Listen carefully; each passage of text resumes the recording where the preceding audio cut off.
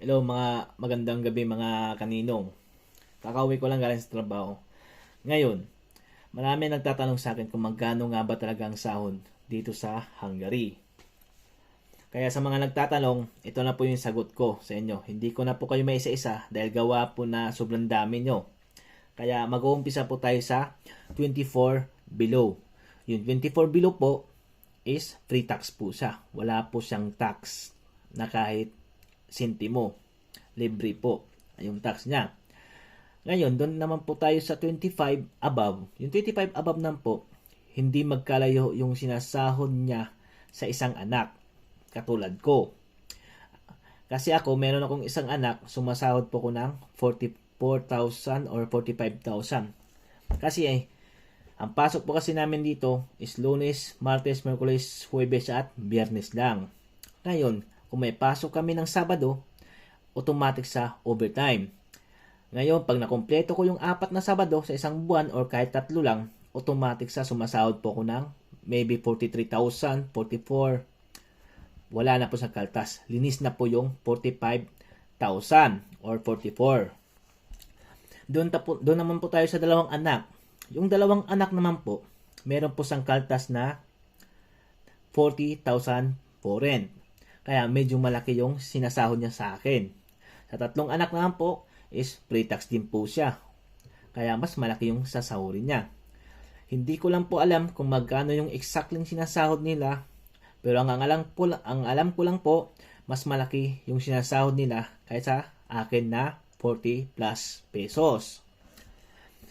Kaya sa mga bago na mga dumating dito na nagreklamo sa unang buwan at 2 buwan, yung unang buwan po at 2 buwan, 3 buwan, mag-a-adjust po talaga kayo. Kasi alam nyo bakit? Kasi simula na dumating po kami dito, meron po kaming cash advance na 40,000, mga maybe 6,000 plus, ganon, sa pesos.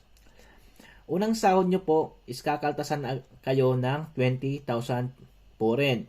Pangalawang sahod nyo po, kakaltasan kayo ulit ng last payment nyo sa cash advance na 20,000 po rin. Sa mga pangatlong sahod nyo po, medyo mababa pa rin yung sahod nyo. Kasi alam nyo bakit? Kasi hindi pa na pumapasok yung mga bonuses nyo. Doon na po kasi papasok yung mga bonuses katulad sa amin dati sa pang-4 na buwan. Ang bonuses po natin dito is marami. Tulad ng present bonus, ship bonus, reward, at muscover. Ngayon, doon po tayo nagkakatalo. Kasi, doon po tayo nagkakatalo kaya hindi pantay-pantay yung sahod natin. Kasi gawa na meron kasing pwesto na hayahay lang, meron din pwesto na medyo mahirap, at meron din pwesto na nakakapagod din. Ngayon, doon sa mga babae na masasabi kong hayahay lang. Sige. Ang muscover po kasi nila is umaabot ng 20,000 to 30,000 po rin. Para kung i-convert po natin sa Pilipinas, umaabot po sa ng 5,000 pesos. 3,000 to 5,000 pesos. Doon naman po sa akin, ang bonus ko po is umaabot po siya ng 6,000 pesos. 6,000 to 7,000 pesos. Meron din pong iba, umaabot ng 10,000 pesos. Meron din po iba na umaabot ng 11,000 pesos. Pero deserve nila yon kasi alam nyo bakit? Medyo mahirap yung trabaho nila kaysa sa amin. 'Di ba?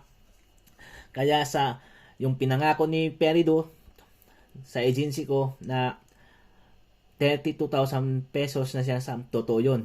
Sumasahod po talaga tayo ng 32,000. Kaya naman po tayo nahirapan sa unang buwan at 3 buwan kasi nag-a-adjust pa lang tayo. Tulad ko dati.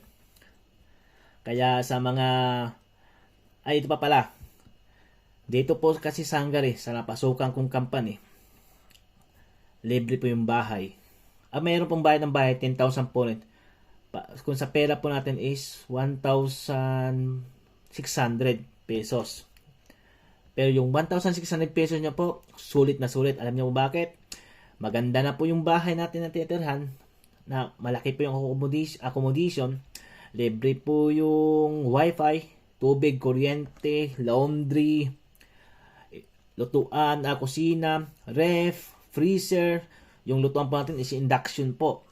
Ando na po yung mga kaldero, kawali, kutsara, tinidor, kutsilyo, lahat ng mga gamit po, libre na po lahat. At maganda po yung tinitirhan po talaga natin, totoo yun. Sa pagkain na po, libre din po ang pagkain. Kasi pag Lunes po, meron po tayong supply na bigas. At Miyerkules, may libre po tayong itlog. At pagdating po ng Biyernes, may libre po tayong manok. Or hindi, sa amin kasi manok, meron din, dumadating din yung panahon na nuggets. Kaya, libre po lahat. Wala akong masabi kasi goods na goods ako dito. Kaya sa mga gusto mag-apply dyan, i-search nyo lang po sa FB page nila, yung Peridot International Resources. Maraming salamat. Please follow and share Ninong G Vlog.